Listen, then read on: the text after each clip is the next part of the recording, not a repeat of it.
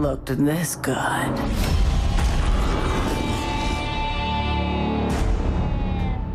Hi friends, welcome back to HGC North America. We're smack dab in our series between Tempo Storm and Superstars. Tempo Storm with a 2-0 lead now over Braxis holdout. Tough losses for Superstars to lose on Towers of Doom and Braxis, two battlegrounds that they feel really comfortable on, but you could also say the same for Tempo Storm, right?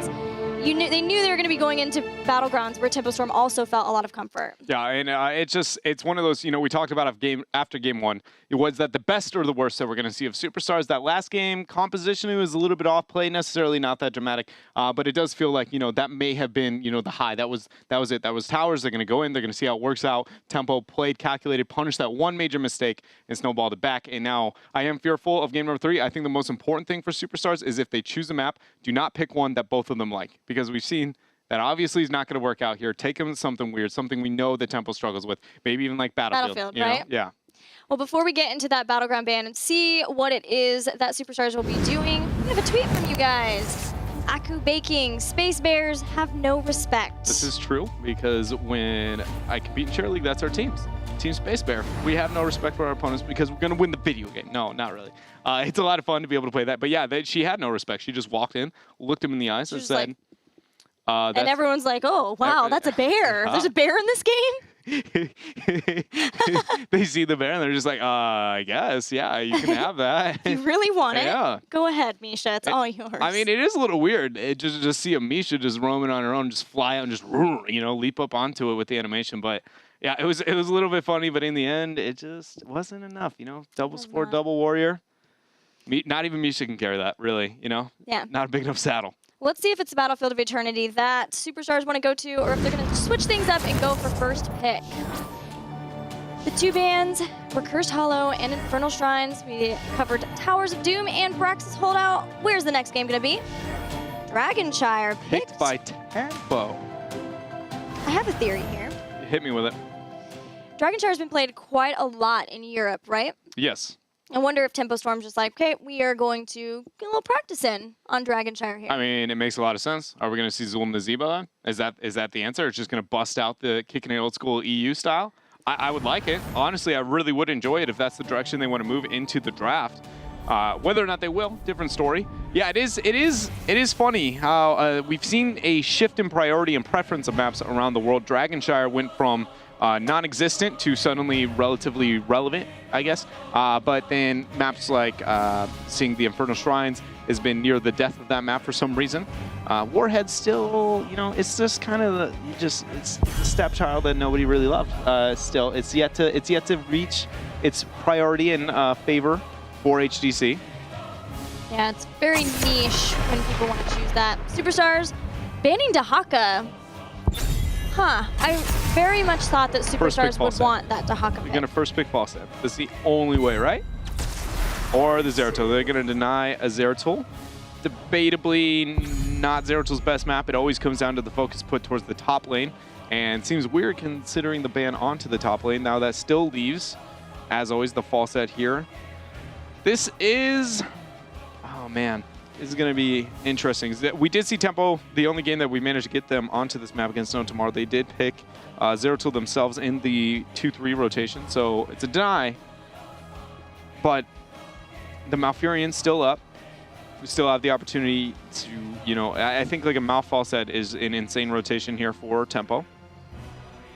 Maybe go into the Varian, look for more kill potential, possibly. Malfurion Varian, does that leave sure. Damage down too far, though? Just focus on kill potential. We've seen what Jaina can do on this map. It's gross, and you don't even have to fully go that direction. You go with the ETC. They go with the Malfurion. Okay, so sticking to what they know. Still leaving the opportunity to bring the EU Dream alive, where we get Zul. At least Zul, please. I would really like a Zul. I want Zul. I want a Zul Jaina specifically. That's the duo I would like to see the most. Well, especially with Zeratul. Yes. Rhaegar Falstad. No surprise, really. With the lack of picking that up here for Tempo. Zarya removed. What do we want to see? Superstars drop. No focus towards the top laners yet. The 4-man has been very open-ended, so is going to be, just looking towards like Tychus or Vala. They go with the Tychus. All right, Tempo Storm. You pick the unique map, not necessarily one you go to a lot. I'm sticking with Gilly's theory. I'm holding it as actually true. I'm wondering if Tempo Storm are going to want to get Li Ming here once again as a damage dealer, but again, she's her wave clear in 4-man. They may switch that up, even though she is one of their favorites, and go for more of the Vala type hero here. Yeah, I would definitely avoid the Li Ming purely based on the fact that outside of the Bermuda death triangle that exists here on Dragonshire between mid and bot, it's so likely to hit a minion into the gank. Like Jaina across all situations has more kill potential there, which is mostly why you pick Li Ming, unless your opponent has such an absurdly squishy backline that you can get the reset or your fear of a deny. I wouldn't be afraid to deny from Superstars, even though they do have the Zeratul here at this point in time. What's it going to be? They're going deep into the time pool. Very uncharacteristic of them. Ragnaros Li Ming. You know, this is so North America, you know what I mean? I thought we were going to get the juicy draw and busting out the creative, you know, international flavor here, and in fact, we are getting cookie cutter North America. A little bit different priority, though. That is something to consider. Yeah, Ragnaros going down quite a bit. ETC, well, Malfurion's always been up pretty high. Yeah, he's really wanting to make sure that they could get ETC, but there are a lot of spots where you can get great mosh pits. If they want to go that route, or globals, again, are very nice for Dragonshire because you can win a team fight and then make that fast rotation to be able to get the Dragon Knight in other situations where you might not be able to otherwise. Superstars has to look to pick up a top laner. Or not. Oh man, not this again. Not Zeratul top. Not like this. And the Valera lock-in last pick for Tempo Storm. Interesting to see the Valera locked in there last, purely based on the fact that ETC was a choice there at the top, showing that Tempo obviously puts a lot of value still into the ETC over the Varian, because the Varian Valera lockdown is absolutely absurd. And it's not like ETC provides that much to the wave code to justify, unless you're looking for the stage dive to complement the map itself, you know, having that pseudo global, not using it for the fights itself. That might be the argument. I do think it would be a stage dive purely on that, and the Johanna existing elsewhere. It seems to me almost that Tempo Storm is a team that picks a warrior, and for the most part, that's the warrior we're going to play this week. This is the warrior. And this week is ETC week. Okay, we found ETC week. Okay. Yeah. It's a good week for ETC week. I mean, he's good all around. I don't think it's strange that they go that direction. But yeah, I guess that is a good point that they, you know, it's just we really like him right now, so they're going to move in that direction. I'm not even going to say it before the game because I have so much to talk about. Zeratul top lane. It was a trend 4 or 5 months ago, and it just had so little success on Dragonshire. We've seen it time and time again. It is just, if you pick Zeratul, in my opinion, if you pick Zeratul on Dragonshire and he's a solo laner, you shouldn't pick Zeratul. There's almost any other hero in the game that can do it better. They're looking for the Wombo with Zeratul Jaina, but we'll just watch what happens top lane. It's just most of the time it's very lopsided. It couldn't be Falstad instead? They could, and if they do the Falstad, then it would be a little bit better. But Falstad, I don't know how well he does to that matchup. He should do okay. He should do okay. And that would make it all right. But it is still questionable because, again, top lane's so easy to gank. It's going to be a high priority. Falstad only has the barrel roll. Once that happens, he's a very free target to get the pick. It's always safer to have that up there on top. So I really hope Falstad is on top and Zeratul's roaming. If Zeratul's top, it's a sad day because he brings no threat to the map. And to be a first pick of all the things, it just doesn't. If it's a first pick, it needs to win or accent the game in some way, very positively in some way, right? And in the top lane, it just doesn't ever happen. But that being said, they do have the Wombo combo, so, you know, maybe a huge misplay on the side of TS in the back half of the game. They could just turn it around. We'll see if they can do just that. Superstars need this win to be able to keep their hopes alive in this series. We're headed into Dragonshire.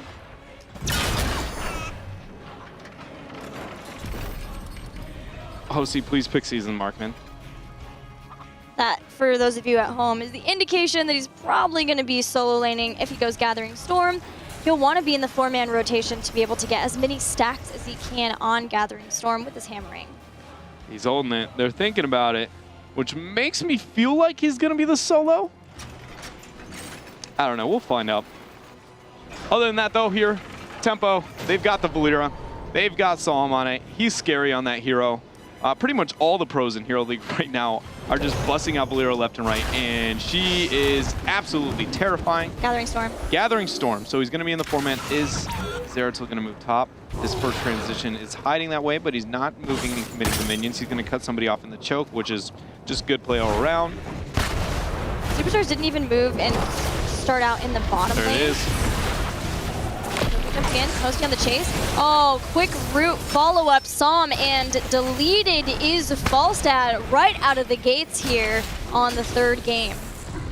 In the third game, even. All right, so Zeratul is going to be the top there. He is, in fact, going to be the top. He's going to struggle in the 1v1, provide very little to it. Over the long run, Ragnaros should be able to just push in over time. It's going to force somebody to go up and answer and baby the Zeratul, which is then going to draw from the 4-man. The 4-man kill potential is absolutely ludicrous on the side of Tempo Storm. So in all cases here, either Zeratul loses top very hard, or they draw resources and he ends up losing elsewhere onto the map here. It's going to be, it's not that it's not possible for Superstars to win or make these plays. It is just, it's one of those situations where the easier comp is the better comp.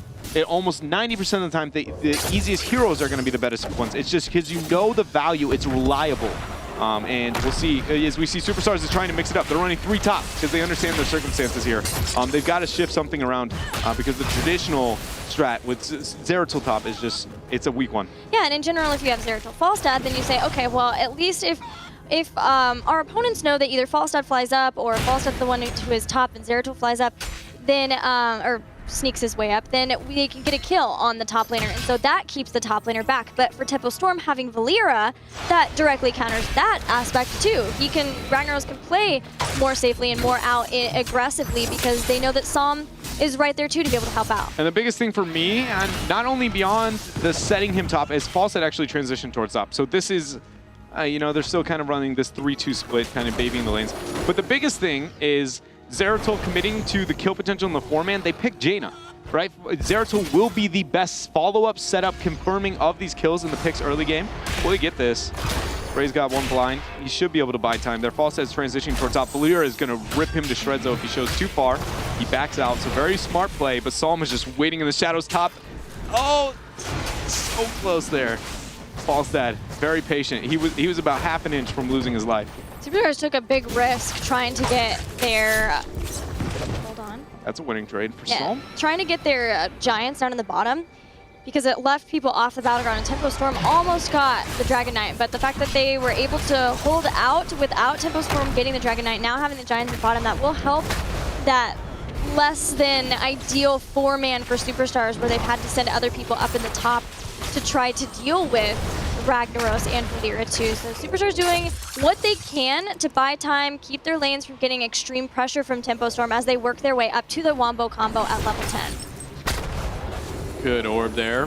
Kothan, Zeratul, and Valera are in fact going to be here into the bottom lane. Another major difference when looking at the comps, at least there is no easy reveal on the side of Superstars specifically to be able to deal with the Valera, and that's going to be hard. Anytime you can reveal her, it's more impactful than it is going to be on the Zeratul, purely based on the fact that it just gets new spells and stealth. Valera so far undefeated in HGC North America, as is Nazebo, I think. He had been 3-0 along with Valera at the start of the weekend. 7 almost here. Superstars pick it up just slightly ahead of Tempo Storm to get those talents. This will be valuable in helping Superstars maintain this last push until they get Void Prison Ring and Frost. Yeah, Tempo has done a very weird rotations when it comes to the early parts of this game, considering their 4-man compared to their opponents. Obviously, their opponents do have good clear. They counter with mediocre clear and definitely solid kill potential, but they haven't committed as 4 almost at all. Outside of that first pick early on, which was 5 vs 5, rare exception, and minions weren't up, they are just letting Superstars run this weird 2-3 split and not punish what I would consider a very weak early rotation and decision-making. There's a stun, I say it, and they finally do move to that kill. That's when only 3 of them there. Imagine a power slide prep. Like, it doesn't take much, and that's why I'm surprised they haven't, you know, committed so heavily as 4, and they've kind of had this weird dangle in letting the counterplay of Superstars comp work out. Yeah, I'm also surprised that Cleanse hasn't been picked up by Iacona just yet. Probably will be. Far side dream, Ripperoni and Pepperoni. We haven't talked yet about Ragnaros' build. Caterpillar picking a Shifting Meteor to build up his Living Meteor duration and being able to change the casting. I don't think I've seen this yet to go into Living Meteor build instead of Empower Sulfuris. Yes. All right, so Living Meteor build until, okay, Ragnar's released. It was the, I think, most successful build across the board. Then it got nerfed, and then everybody moved directly more into the queue. What it does do, oh, that is a dead Fae. Good cleanse coming out from Iacona, but it's just not enough DPS, giving the reset to Cawthon. Goku has to pull out. That is going to be a wave clear attempt here as Tempo Storm. Fury is going to be able to get that free, no, false side capture on top, my bad. But Meteor build, it has better wave clear. It's safer wave clear more than anything. That's the most important part. He doesn't risk any of his own deaths. And it's just good poke in the long run. And it should be able to add up. It's just going to really hurt the backline of Superstars a lot of the time here, considering they have very squishy backline. It just puts them in a less risky position. That being said, I still think we'll see the same 13, Heroics 13, 16, and then 20 might fluctuate. But the rest of the build should remain the same. Just because that 13, 16, insane. Yeah, the level 7 is the one that combos very nicely with the quest talent at level 1. So if Fury's able to land a really big mosh pit, then having that Living Meteor to hit a lot of people, it's going to amp up the damage of the next Living Meteor.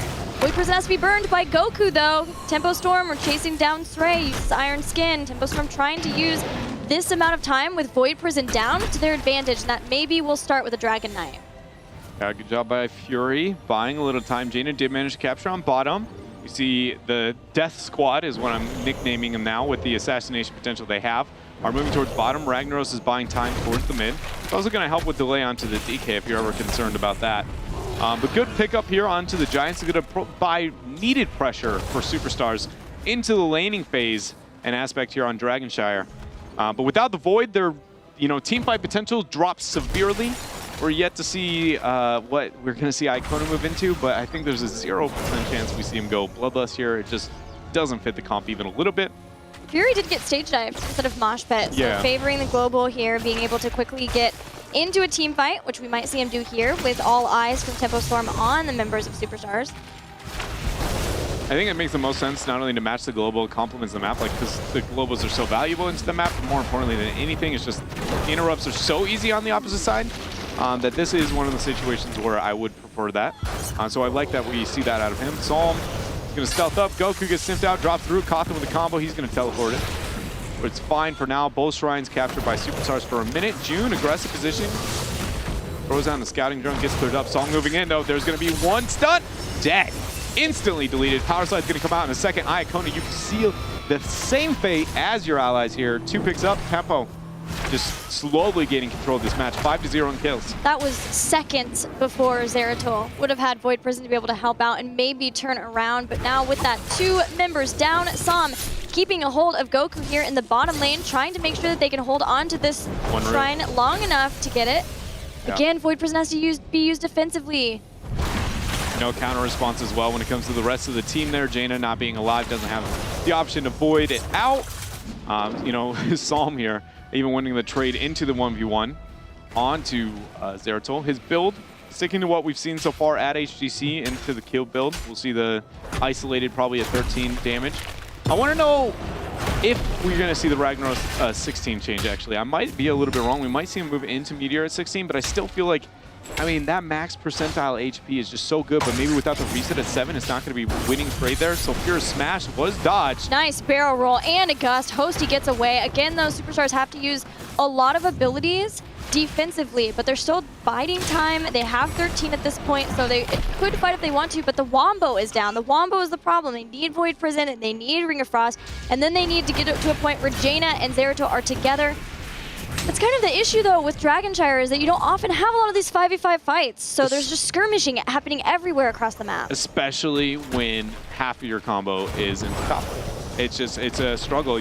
They have done better. Oh, June, the Blessed is gonna get it. Very well done. Finally, a pick here for Superstars. I was gonna compliment, they did do a good job of not making up there the entire game, but again, just the lack of pressure elsewhere and committing a solo top to be able to match the Ragnaros. Suddenly, I feel like this early game would have been a very different tale for Superstars. But getting that pick, that was a huge moment. The question is, what can they get out of it? Are they going to be able to make the proper rotations, transitioning towards the top, threatening the ETC, who is just constantly split pushing with Echo Pedal? There is no, proper, if you will, warrior or solo hero to be able to win ETC, because ETC is not a great solo, but just nobody on the side of Superstars is that good either. Therefore, he will be able to out-sustain and wave clear, and then global his way down. The only way... It's pretty scary for Superstars that they have 2 members down here. Knights, but only just now to Tempo Storm see the Bruisers were challenged. They're going up to the mid, trying to get the Dragon Knight. They will make those rotations faster. Hosty's the only one here. There goes the stun. Barrel rolls again. Nice cleanse. Amazing cleanse from Iacona. I've never seen a support bait an engagement that hard in my life. That was so good. Kona's just like, wait a minute, check this. They're going to go for you. Hold on. And just beautiful cleanse. Bought the heroic, more importantly than anything. Hosty, fine. He's going to make it out. This is it. Superstar should force now. Morin Core was used on bottom to deal with the pressure they provided. Top, there's a skirmish. Obviously, Zeretzel's not looking too pretty, but he's going to be fine. That flight is going to happen there. Psalm's in a bad spot. Can they get it? Goku, the Ancestral not going to land. Psalm with the dash gets the kill. Very well done, putting Tempo even farther ahead here into this game. Tempo, every single time, figures out a way that they don't have to deal with the wombo combo for Superstars. And Hosty, again, just barely makes it away from all of Tempo Storm, but still, Tempo Storm remain in control of this game. They've had Ragnaros at the bottom. He's cleared up the push of the mercenaries from Superstars that bought Superstars the time to move up to the top lane and try to get that wombo, try to finally combo Void Prison with Ring of Frost.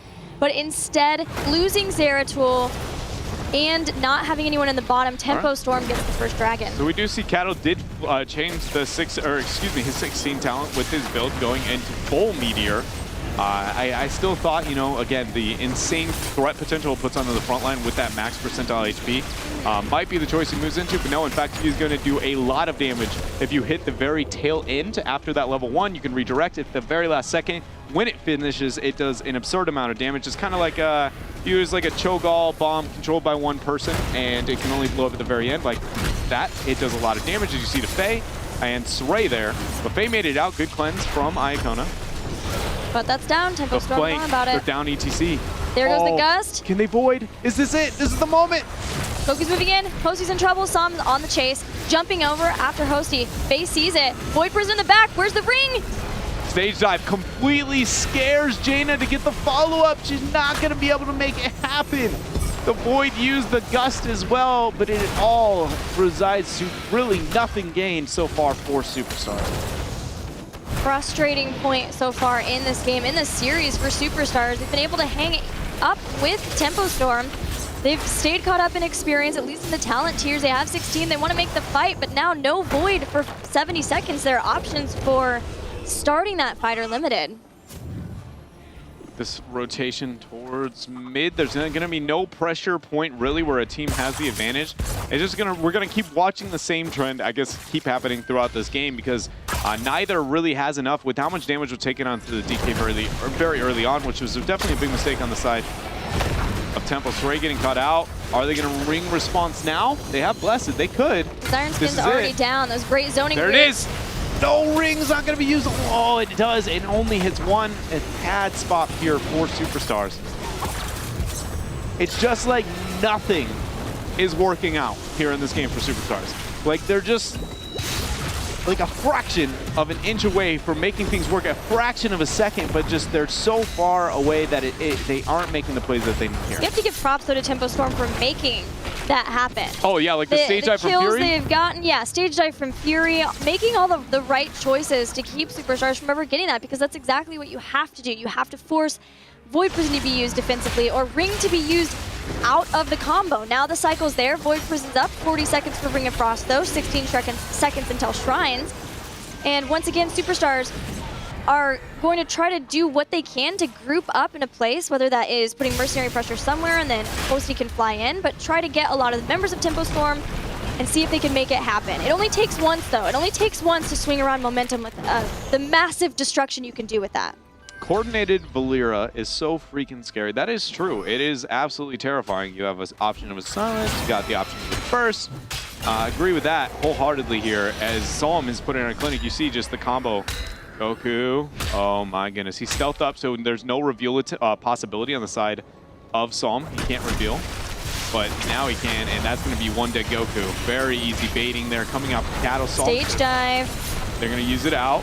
Faye even goes down here, Gilly. Things are just falling apart right now. Molten Core still throwing out damage too. Stray and Iakona's in trouble. Iakona's going to buy time for Stray to get away, jumps back in. But still a 3-kill sequence yet again for Tempo Storm. Have not lost anybody, and importantly, the shrines are up. Falstad has done what he can to buy time, moving up to the top lane, getting that shrine. Tempo Storm, in using stage dive, just have to go up to top the old-fashioned way, sending up the Lyra. One thing W build Ragnaros does do well is Siege. It's just absolutely ridiculous what he can make happen. There's going to be the double cap here onto the shrines. Bottom is going to put a lot of focus. DK will be picked up here probably by Tempo. I don't think there's enough tools unless Falstad like miraculously flew bottom now, but that would be way too risky. Should be able to get this here, and they're going to open up the map. I would like to see them take out mid-4 first, then move to bottom keep, but I feel like with 20 advantage, 16 minutes in, they're just going to look for the free keep. Yeah, which looks like that's going to be the choice for Tempo. Reasonable. I think it's safer because you can get that mid-4 later with your power play, so it's probably safer to use all of the DK here. But it's going to be very important to rid of that mid-4 to help with the rotations if this game lasts past this DK, which it is almost 100% going to, unless Superstars just 5-man wipe somehow for no reason. Goku once again spot out, scouting drone coming in, paying off in dividends for Tempo Storm. Tempo is not very efficient when it comes to the Dragon Knights, though. They just suicide them in, like right now. That was a free keep. Obviously, ETC's not with them, but that was a keep to play with 20 advantage here. 16-minute DK is definitely not lethal, but it is enough for those major objectives, and they gain almost nothing out of it. It's the second one they've done it, so if they're picking it for practice or whatever they're picking Dragon Shire for, I would like to see them make huge changes on how they use the objective itself. In the fight between Goku and Scouting Drone is 1-0. He was trying to take it out, but Psalm's defense and not quite landing the singularity spike to take it out is unfortunate. Goku could not get the flanks that he would have liked. If he could only flank in and catch a lot of these members, but even with that, Tempo Storm trying to make sure that they are as spaced out as they can, continuing to put on pressure while they know Superstars just wants to get to 20. There is a way around this for Goku. It takes a lot of time, but it's possible because scouting drones are only ever laid to be flanked from, a 45-degree angle. They're never from a 90. It is possible for him to go for a huge flank on the backside and legitimately come from directly behind where Tempo Storm would be moving. And at this point, with how frequently we see the scouting drone placed at those corners, it's amazing that we are yet to see teams force them to lay 2 because there is still a flanking point. It's just, or it's going to be placed so easy that the rest of the team can get a free clear.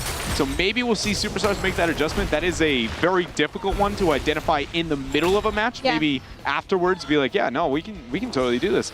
But Superstars, again, is in a game where they're even in experience. They haven't lost a keep. They aren't losing the game when looking at, the numbers that we see, but they have not had a moment where they look like they had control. There's also a place where maybe Hosty could fly in just off of that, but Hosty is the one who's been in trouble from Psalm a lot of the time. There's a flank. This is such a bad spot for Faye. Oh, no Jaina, so that's it. No Ring of Frost, but the Void Prison is down. Psalm goes into the smoke bomb. Superstars already trying to retreat, but there's a long way to go. Stage dive down, Gust follows. Yeah, 8 seconds here before we see the map objective spawning. So does Superstars have the tools with Epic Mount? They should be okay. In fact, ETC not going the reset there onto his stage dive when heroes are going to be hit. Will hurt them a little bit when it comes to the matchup. So like we had, global on global matchup. Suddenly we have a global with a very short cooldown versus a longer one. So we'll see if Superstars can punish. But this is a 19-minute Dragon Knight. The keep here is going to be the focus. And no matter how much Tempo Storm may hate using the Dragon Knight, I think it's going to be near impossible to not get this keep here. 17 seconds until Jane is here, but 50 for Void Prison. They'll have to do the defense that is a lot without. Goku was diving in. Now he's being chased all the way back, but that does buy some time for the team to burn down Psalm's Dragon Knight. It's about at half health. It's not game yet. It doesn't have to be game. It could be. Just because that Dragon Knight is pretty strong, but it's way too weak too. There's going to be the Molten Core. Gust is still up. It should be game as long as they get a pick, but it doesn't have to be again. So here we go. Void's up in 23. Psalm's already going in there, pulling out the combo. Gus is still up again. Oh, but the pick onto Iacona, that might be enough. Blessed Shield's used. Will June survive? He bolts, he dreams, and Psalm locks it in. That huge play is going to be enough here. 80% onto the core. Goku into the 1v1. And Temple Storm low on HP, though. Oh, they're not gonna. Oh, my. Psalm's going in. Goku goes down. It's Goku gets 2 kills off of that. Srey is not going to be able to complete this. Does he have Indestructible? He, in fact, does. So he will be fine in this trade. He doesn't want it procced right now because if they go for the core, he can actually win. He can stall this if he has it. But if he doesn't, then he's going to be in a bad spot. So backing out here, maybe looking to get a tap if he has it. He's waiting to restore the shields, more important.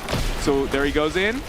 Okay, that's fine. Focusing on Ragnaros especially. Yeah, so now look for the condemn onto the minions. So now they have to tank it. Oh, he should have stayed back a little bit. It's such a bad spot. Can they do it? Submerge 33%, 31%, 25. No, this is it. He pulled away the stage dive on top of it. Tempo is going to take the series 3-0. But you know, it was pretty close at the very end there. There was a small moment where maybe Superstars had a shot. I saw Zeratul dive in at the end. I was like, Psalm, because we've seen so much Psalm, but Goku did what he could there at the end, getting the double kill. Even Srey trying to just buy as much time as he could for his team, but just the 2 members of Tempo Storm, the dominance of Tempo Storm and their composition throughout, able to get a 3-0 victory in the series. Well done by them, keeping their spot at the top of North America, at least through this first part. Yeah, and again, that affects their seeding 100% is going to be confirmed now as the #1 team, correct? Yeah. For IEM, now that they got this 3-0. So it is 100% the Tempo will be the #1 seed for North America. Yeah, it's great showing for them again. What we expected, of course, from Tempo Storm as we came in not only to this series, but as well just into North American HGC. Because of all the experience that Tempo Storm's had, the stability of their roster as well. They have a lot of synergy together.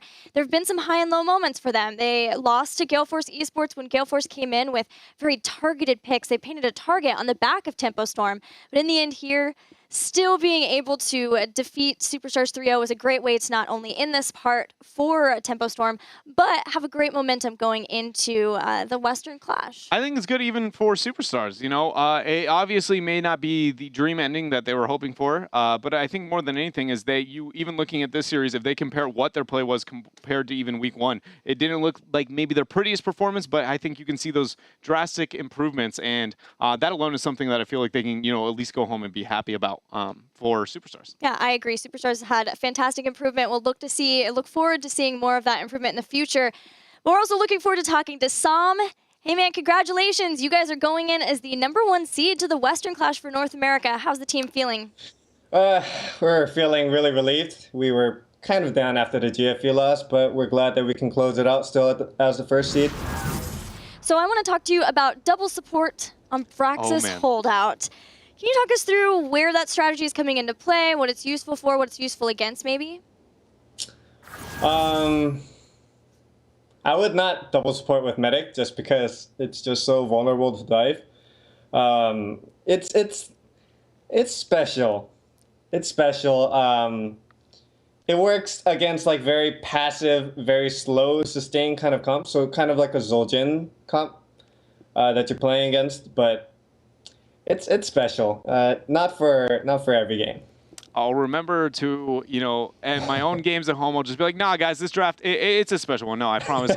I got to figure it out. But no, again, congratulations for you guys to be able to lock it in. Was there anything, you know, what was your guys' thought process with the Dragon Shire pick specifically? You know, it's a little bit of change of priority when it comes to the maps. Was it more just you guys, you know, wanted to mix it up, go to the Dragon Shire, get some more games and practice on it? Just curious.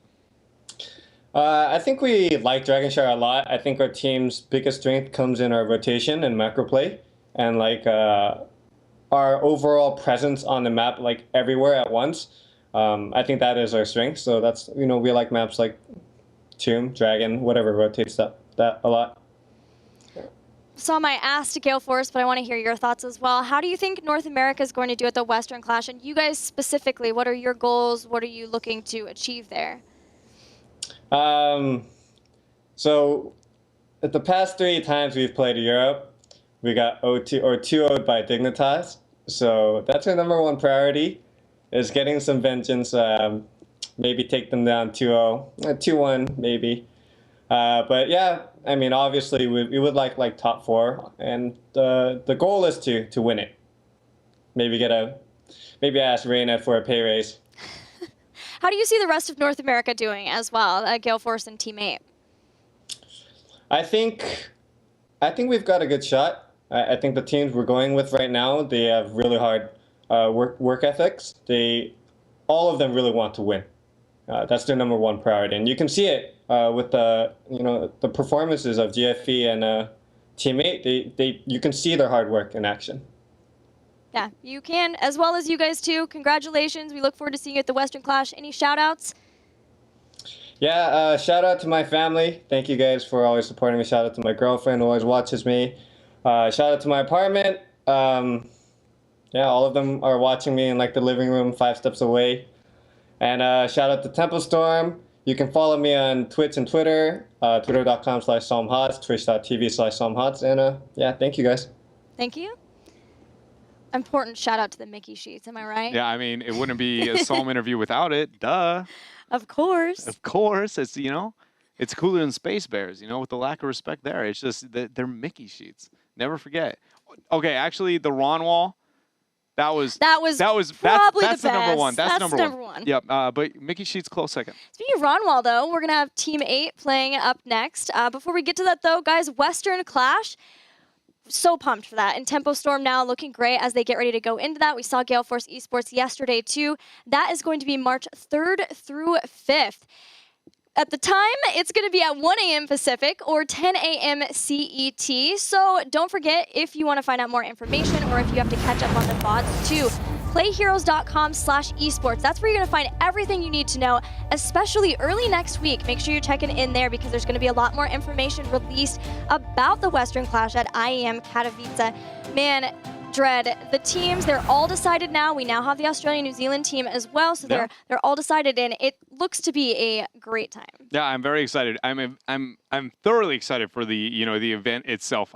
More importantly, the NA versus EU memes coming out as in full thriving full there. Force. Yeah, full force there. But no, I love the clashing of metas. It's without a doubt the most satisfying thing when studying Heroes of the Storm is seeing these intricate, flavors within the territory itself and how does that work when comparing it to something else. And then what is, we almost come up with a conclusion of what is the most optimal temporarily version of Heroes of the Storm. And it's beautiful to see played out, the high level skill, but then also to study as well. Everything about it is thoroughly exciting. So. In the Eastern Clash too, that's going to be amazing. March 17th through 19th. More information is to come about that, but we'll be providing the English commentary right here out of our studio for that. So that is going to be just so exciting to see all of these regions finally come together and clash after we've seen so much improvement from all of the teams so far. Yeah, it is going to be amazing, especially with the Eastern Clash, having China, having Korea go head to head again, and we have like new era of Korea almost for the first time, minus like L5. They're kind of an anomaly there, but all the rest are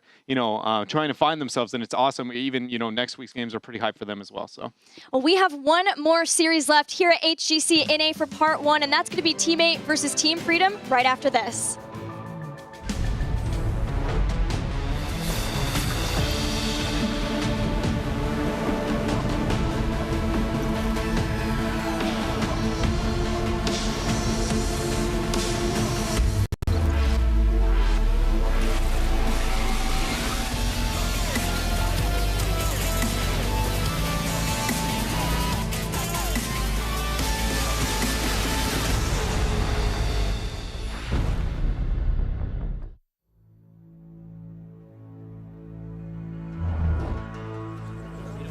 I'm searching for an apprentice. Someone to train in the art of righteous warfare. Someone to carry my shield, my name, and my crusade after I fall in battle. Not everyone is suited for this life. The crusade is a heavy burden, but someone has to carry it.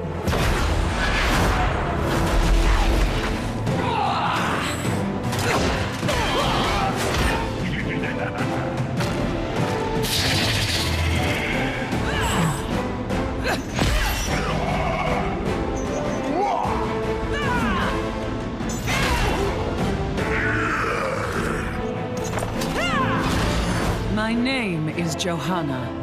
I am searching for an apprentice. Interested?